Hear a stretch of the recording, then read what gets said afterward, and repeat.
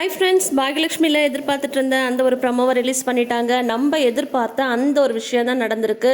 பார்க்கவே நல்லா கண்கொள்ளா காட்சியாக இருக்குது. என்னன்னு பார்த்தீங்கன்னா, ஈஸ்வரிக்கும் கமலாக்கும் இப்போ பார்த்தீங்கன்னா ஃபைட்டு ஸ்டார்ட் ஆகிடுச்சு. ஈஸ்வரி தூங்குறதுக்கு ரூம் வேணும் அப்படின்ற மாதிரி கேட்குறாங்க. கோபி உங்ககிட்ட கொஞ்சம் தனியாக பேசணும் அப்படின்ற மாதிரி ராதிகா சொல்கிறாங்க. எதுவாக இருந்தாலும் இங்கே பேசு அப்படின்ற மாதிரி ஈஸ்வரி பாட்டி சொல்கிறாங்க. இல்லை, இந்த வீட்டில் 2 ரூம் தான் இருக்குது அப்படின்னு சொல்கிறாங்க. எங்கள் அம்மா எங்கே தூங்குவாங்க அப்படின்ற மாதிரி கேட்குறாங்க. உடனே ஈஸ்வரி சொல்கிறாங்க, உங்கள் அம்மாவை ஹாலில் படுக்க சொல்லு அப்படின்ட்டு பெட்டி எடுத்துகிட்டு ரூம்குள்ளார போய் கதவை சாத்திக்கிறாங்க. அடுத்த நாள் காலையில் பார்த்தீங்கன்னா ஈஸ்வரி பாட்டி காஃபி காஃபி காஃபின்னு கத்திட்டே இருக்காங்க. ரூமை விட்டு ராதிகாவும் கமலாவும் வெளியிலே வரமாட்டேன்றாங்க.